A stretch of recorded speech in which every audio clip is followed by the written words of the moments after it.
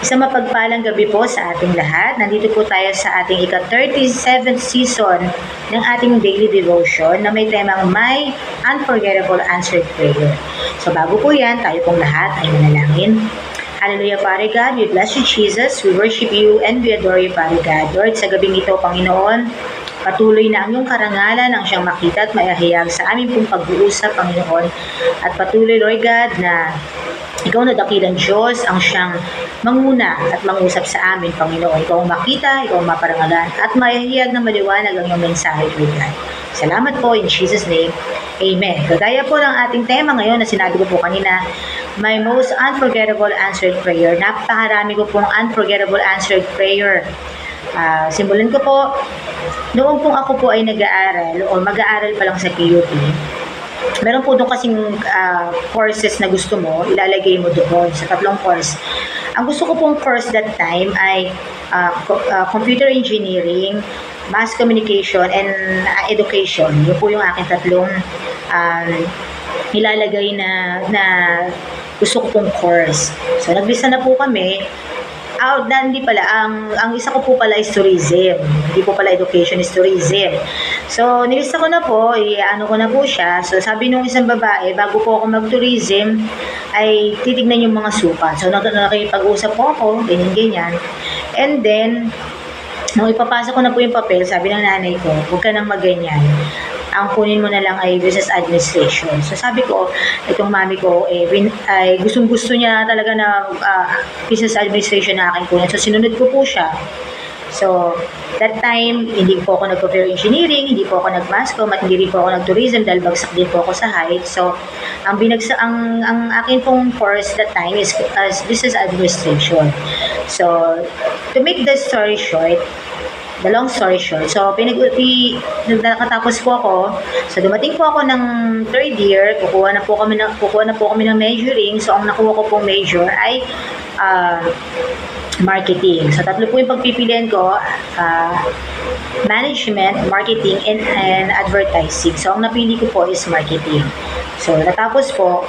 So after ko po na makatapos sa college, nakapagtrabaho po agad ako. At ang nakakatawa po ito, hindi ko po gustong-gusto ang math at ang accounting, pero napunta po ako sa accounting department. So marami po akong natutunan about sa accounting, so ganun-ganyan. So, after po noon, nakapag-asawa po ako, nahinto po ako sa bahay.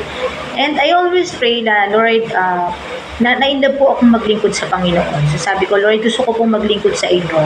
Pero kapag nagtrabaho po ako, nawawalan na po ako ng time. So I always pray, ang asawa ko naman supportive siya, sige lang, maglingkod lang ako sa Panginoon. Siya lang yung bubuhay sa amin. Pero may mga times na talagang medyo parang nakukulangan ka at may mga times na gusto mo may pabili. So sabi ko, Lord, gusto ko po talaga. So ang panalangin ko lang po noon ay, Lord, gusto ko po ng negosyo, gusto ko po ng business, gusto ko po na mapagkakakitaan na makakatulong ako sa asawa. So, dumating na po yung panahon, ilang taon po ang lumipas, hindi po nangyari na nagkaroon ako ng negosyo. Hindi po nangyari na establish po isang magandang negosyo. So, nagtiwala pa rin po ako sa Panginoon. Sabi ko, wala akong puhunan, wala po akong pagkukuhanan, but I do believe kung ito yung kalooban mo, ito po yung mangyayari. So one day, ito na nga po, sa kalooban ko ng Panginoon, ay nagkaroon po kami ng business. Na wala po kaming nilabas na puhunan. Purihin po ang Panginoon. At ito nga po yung water refilling station. So sasabihin ko po na isa po ito sa most unforgettable answered prayer ko. Pero ang akin pong gustong i-share sa inyo, may mga times po na ang tugon ng Panginoon sa ating mga panalangin ay maghintay. May mga times naman na ang ating panalangin hindi po talaga ibinibigay ng Panginoon dahil meron siyang naisin para sa bawat isa sa atin. Meron siyang plano para sa atin. Akalain niyo po ba na ang kinuha ko, business administration, major in marketing, at ang magkakaroon po pala ako ng negosyo. Alam ng Panginoon kung ano ang plano niya sa buhay natin.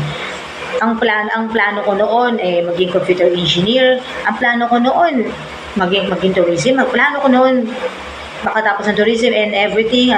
Pero ito po yung binigay ng Panginoon. Ako po yung nakatapos ng business administration at major in marketing. Sabi ko sa sarili ko, saan ko gagamitin. But I do believe at naniniwala ako that lahat tayo may nakalaang plano ang Panginoon. Bumukas lang sa bibig ko minsan na, Panginoon, bigyan niyo po ako ng negosyo. Hindi ko po siya consistent na ipinapanalangin. Basta ibinakos ko lang. Pero alam ko po ang plano ng Panginoon sa buhay ko. Dahil ngayon nga po, pinahawak niya ako ng isang negosyo na hindi po maliit, hindi po bibiro.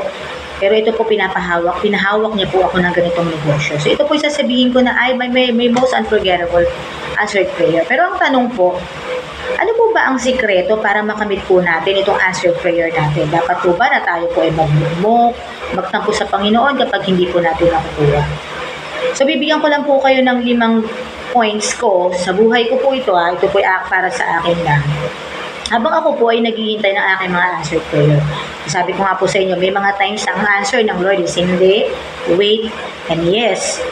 So, pero meron po akong formula kung paano ko po, habang ako po, ano po ang aking ginagawa, habang ako po ay naghihintay at tugunin ng Panginoon ang aking panalangin. Number 1, ay wait patiently. So, naghihintay po ako kung kailan at ibibigay ng Panginoon. Many times, wala po tayong ganitong attitude. Minsan, nagmamadali tayo. Alam niyo po yung minsan may nabasa akong kwento na ibibigay na, konting-konti na lang, pero nainip tayo.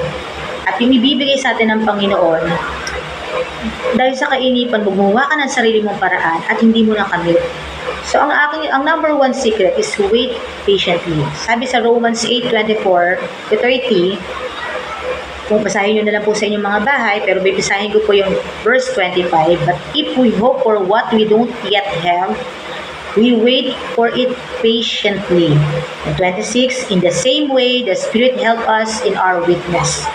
So sabi rito, we wait patiently. At sa ating paghihintay, sa patyagang paghihintay, tayo ay tinutulungan ng Espiritu sa ating mga kahinahan. So wait patiently. May mga times na nauubos na ang iyong pasensya. May mga times na parang kinukulang na. But the Lord says, wait patiently. Maghintay tayo ng may katiyagaan. Kasi po hindi naman lahat ng mga bagay ay makukuha natin sa instant. Though ngayong panahong ito, ang dami po ng instant noodles, instant kape, instant everything. Pero ang key para makuha mo ang isang answered prayer is to wait patiently. So siguro po kung ako po ay gumawa ng sarili kong kaparaanan, wala na po ako sa paglilingkod sa Panginoon. Hindi pa po ako nagkaroon ng business. The Lord knows kung ano ang plano niya sa buhay mo. Alam niya kung ano ang nararapat sa buhay mo. Ang atin lang pong number 1 gawin is wait patiently. Number 2, listen. Makinig tayo sa Panginoon. Sometimes, dahil sa pagmamadali natin, sometimes sa pagiging mainipin mo, nakakalimutan mong makinig. Sabi sa Proverbs 1-5, let the wise hear and increase in learning, and the one who understands obtain guidance. So sabi dito, let the wise hear. So ang mga matatalino, ang mga tao na mayroong karunungan, nakikinig. So kapatid, kung mayroong kang panalangin ngayon sa Panginoon, makinig ka. Ito ba ay sayo? Ito ba ay oo? Ito ba ay maghintay? O ito ba ay hindi? Sa pakikinig natin sa Panginoon, marami tayong natututunan at marami tayong naiintindihan at binibigyan tayo ng guidance ng Panginoon. And number 3, do not underestimate the power of God. Minsan na sinasabi natin, napakalaki ng hiling ko para namang ang imposibleng mangyari. Para naman ang panalangin ko sa Lord, para namang ang hirap mangyari. But the Lord said, never doubt God's mighty power to work in you and accomplish all this. He will achieve infinitely more than your greatest request. So, ibig sabihin, yung pinakamalaki mong request, ibibigay sa iyo ng Panginoon. Kasi huwag nating maliitin ang kapangyarihan ng Panginoon. We wait or we do not underestimate the power of God. Iba po ang kapangyarihan ng Panginoon pag kumilos po sa atin. Iba po ang kapangyarihan ng Diyos kapag sinabi niyang oo. So, sabi po sa John 6:9, basahin ko para mas malaman natin kung bakit hindi natin dapat ina-underestimate ang power ang kapangyarihan ng Panginoon. Sabi dito sa John 6:9, sabi niya po, basahin po natin.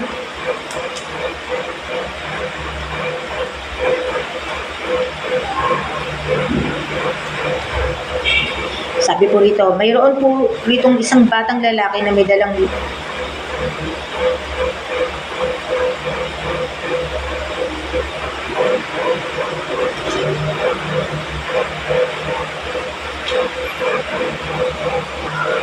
So sabi po dito, mayroon po itong isang batang lalaki na may dalang 5 tinapay na sipada at 2 isda. So balit sasapat kaya ang mga ito. So ito po yung time na nagpakain si Jesus ng 5,000. Pero alam niyo po ang nangyari, di ba? Napakain niya po ang 5,000 at may sumobra pa. So never underestimate the power of God. Kapangyarihan po ng Panginoon yun dahil kung tayo po ang gagawa nun, hindi po sasakto ang ganong pagkain. Ang 2 isda at 5 sebadang tinapay, di ba? Pero dahil po sa kapangyarihan ng Panginoon, nagkasya po lahat yun. So never underestimate the power of God. Iba pong kumilos ang kapangyarihan ng Panginoon. So sinasabi ko lang po dito sa John 6:9, there is a power in the name of Jesus. Diba? So sabi rin po sa number 4, trust God. Magtiwala po tayo sa Panginoon. So sabi po sa Proverbs 3:5, trust in the Lord with all your heart and lean not into your own understanding. So sabi dito, trust in the Lord and lean not with your own understanding. Bakit po sinabing magtiwala tayo sa Panginoon? At huwag tayong manangan sa sarili nating karunungan dahil ang sarili nating karunungan may hangganan. So balik kung tayo magtitiwala sa Panginoon, wala pong hangganan ang kayang gawin ng Panginoon sa buhay natin.